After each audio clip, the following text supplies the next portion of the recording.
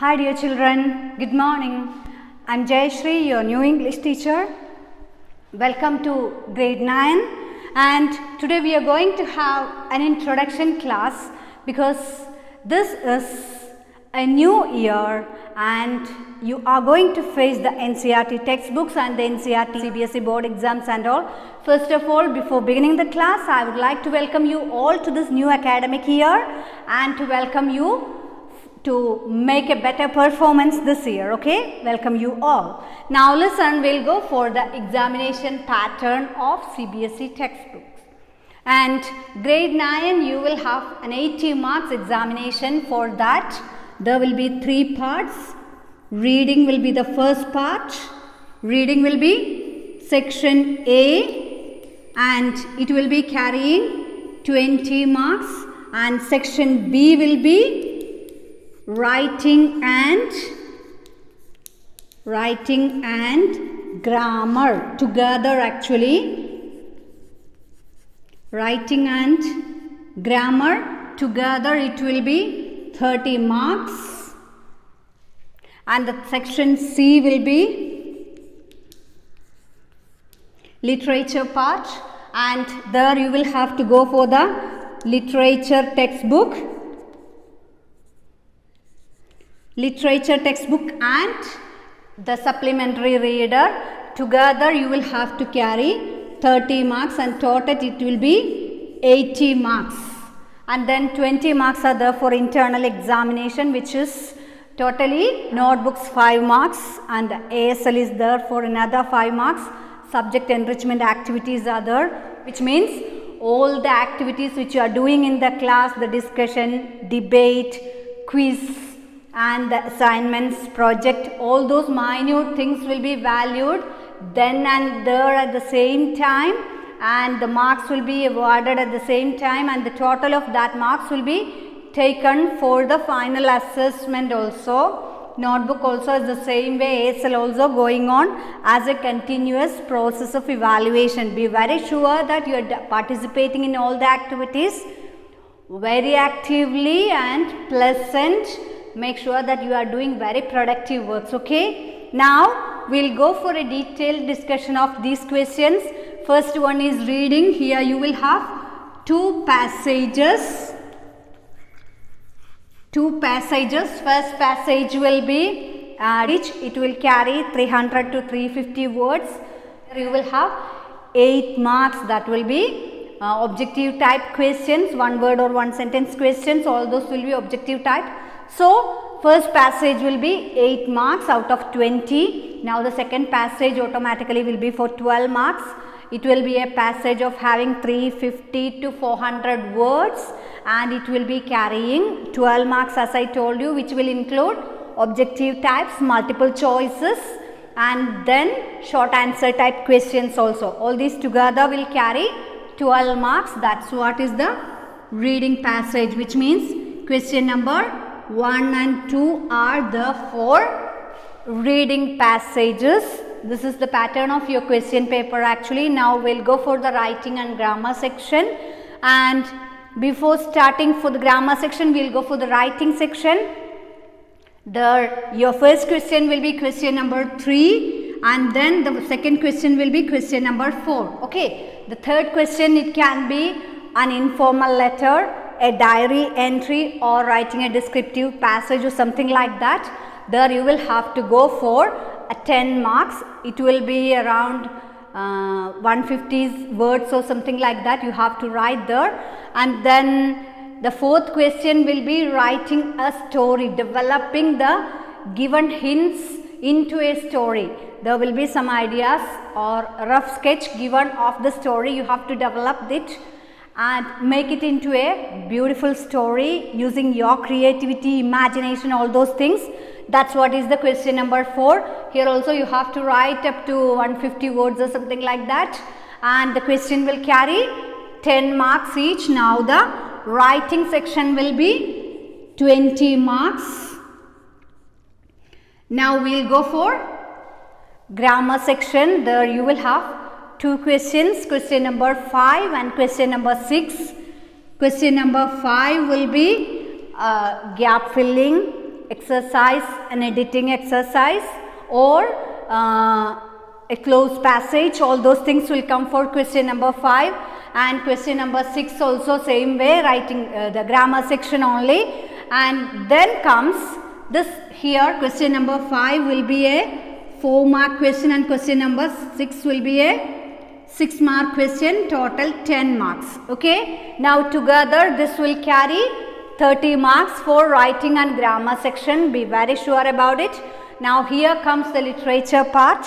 Here we have 2 textbooks actually. One is Beehive and another one is Moments. I'll introduce it when we are starting the class next day.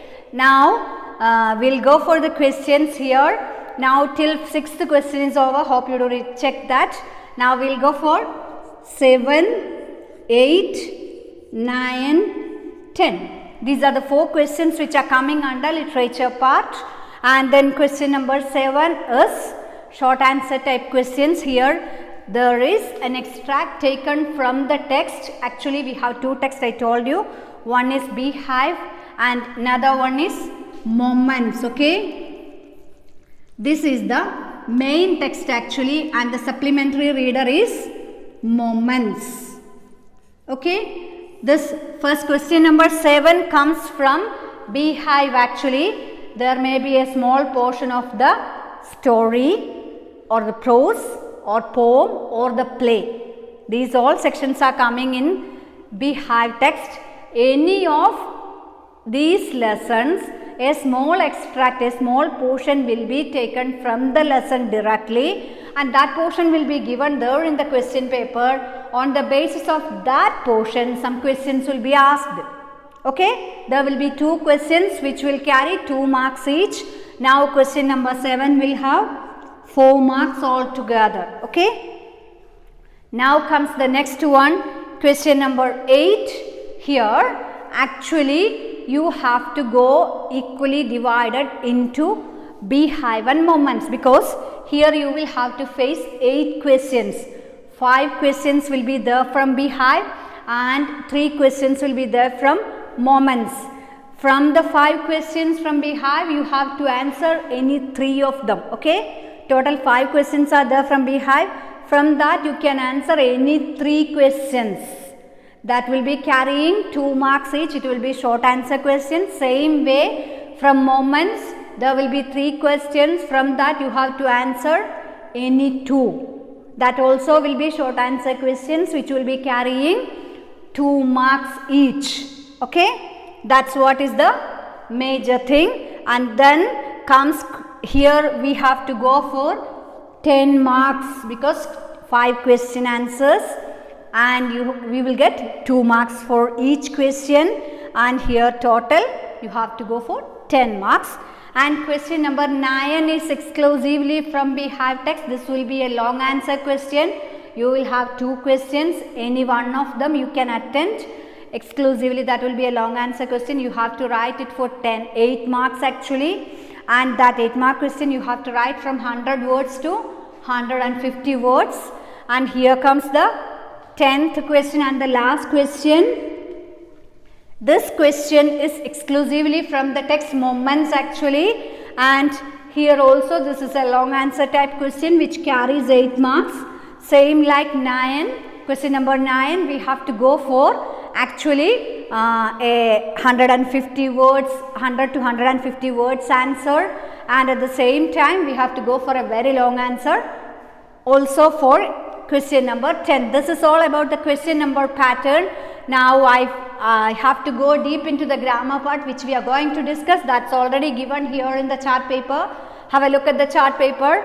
The basic parts are given here for our syllabus actually. The tenses are there, all the 12 tenses will be there. Models, hope you do remember all the models, they will be there. Use of passive voice will be there for the exam.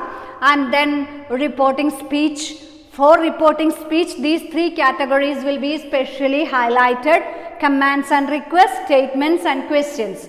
These 3 categories will be highly highlighted for reporting speech. And the same way clauses also will have 3 subdivisions: noun clauses, adverb clauses of condition and time, and relative clauses. These 3 parts will be highlighted in the case of clauses. And then the second last one is determiners, and the last one is prepositions. We will go for a detailed class in the next day for all these exercises, and then hope you understood all these things. Be very sure about it. Be punctual, and today we will go for a short while or the basics of tenses. Okay. Let's have a look at the tenses. Hope you do remember all the 12 tenses, and let's go for the uses of some tenses here. What are the tenses? The present tense and the past tense, and at last the future tense. Okay. And then here we can have simple, and then continuous, then perfect, and the last one is perfect continuous. Hope you are familiar with all these tense forms. Okay. Now I have a question. Let's go for the present itself, and we'll go for the basic present simple or present indefinite. Now let me ask you one question. What is the situation where you use this simple present or present indefinite? Do you have any idea? You might have learned in your previous years. Now let's go for that portion, and we will learn present indefinite or simple present. Don't get confused, both are the same only. Simple present. Okay. Now can you give an example for simple present tense? Can you say some examples? The sun rises in the east. The sun rises in the east. Okay.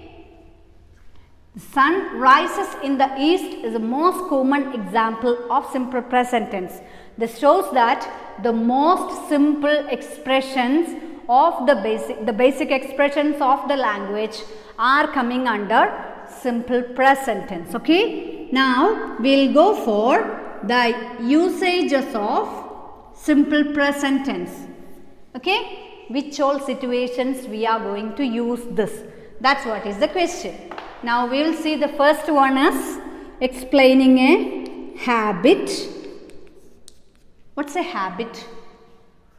Something which we are doing regularly. Sometimes it may be daily, sometimes it may be weekly, maybe monthly or yearly, something like that, which we use on a certain times regularly. So that's what is a habit or a daily routine also. That's what. And this is being explained using simple present tense. For example, I drink coffee every day. I drink coffee every day. Now here, looking at the example, you can understand that this sentence says about a habit of mine which I am doing every day. Okay, I have a habit of drinking coffee every day, and she goes to the market on Sundays, on every Sunday.